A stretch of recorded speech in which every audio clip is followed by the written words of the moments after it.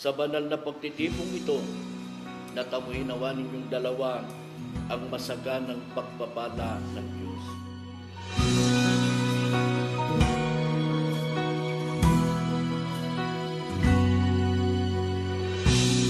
Another day passes by, I'm dreaming of you.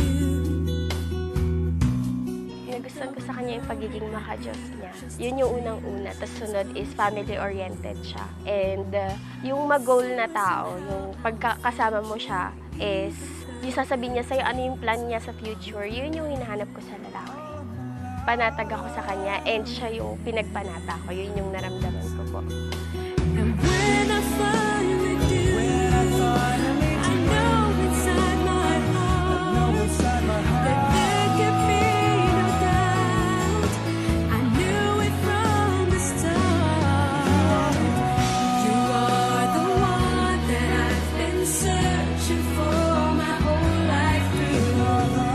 You are the one that I've been looking for. Si Kim! Yedre! Sino nga? Robert. Kuya James. Si Mar.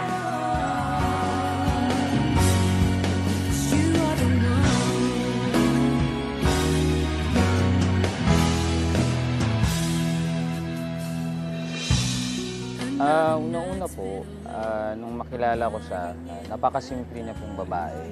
Hanggang sa time na naging kami, matuturing ko po na siya yung nagiging peace ko. Kahit gaano ka gulo yung mga pangyari sa labas, pag magkasama po kami, nandun ko po nararamdaman na nagiging payapa po yung lahat. Salamat sa Ama, binigay ka niya sa akin. Maipapangako ko po sa'yo na kahit anong mangyari, nandito lang ako lagi sa tabi mo para damayan at suportahan ka. Samahan at basbasan nawa tayo ng Ama sa araw na ito.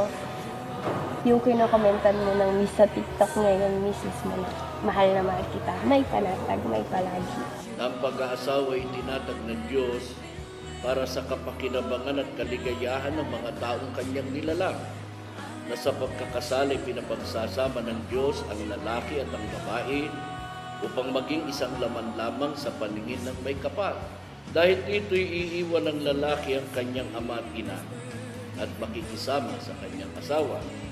At ang dalawa ay magiging isang laman, kaya hindi na sila dalawa, kundi isang laman. Ang pinapagsama nga ng Diyos ay huwag papaghiwalayin ng tao.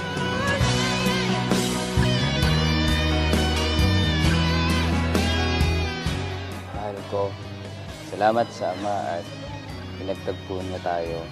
Sobrang biyaya ka sa buhay ko dahil meron na akong kasama manalangin, katuwang sa mga problema, ikaw ang panahon ko. Masaya ako na nasapatin na tayo na magsasama habang buhay. Pangako ko sa Ama, pipiliin kita araw-araw. Aabutin natin mga pangarap natin sa buhay, magkasamang tutupad ng tungkulin, at bubuo ng pamilya na kasama natin magbibigay. You are the one that I've been looking for, and now that I found you, I'll never let you Hi, Sam. Ayan, so, mahal na mahal kita and thank you kasi dumating ka sa buhay ko. I love you. You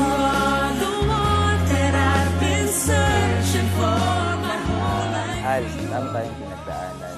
Medyo mahirap, medyo mabilis pa rin ang lahat ng pangyayari. Pero wala ni isang pagkakataon na nagduda ako na alam ko na ikaw ang mapapangasawa ko.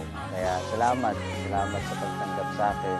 At sa araw na to, bubuo tayo ng pamilya at yung pamilyang bubuuin natin, kagaya natin maglilingkod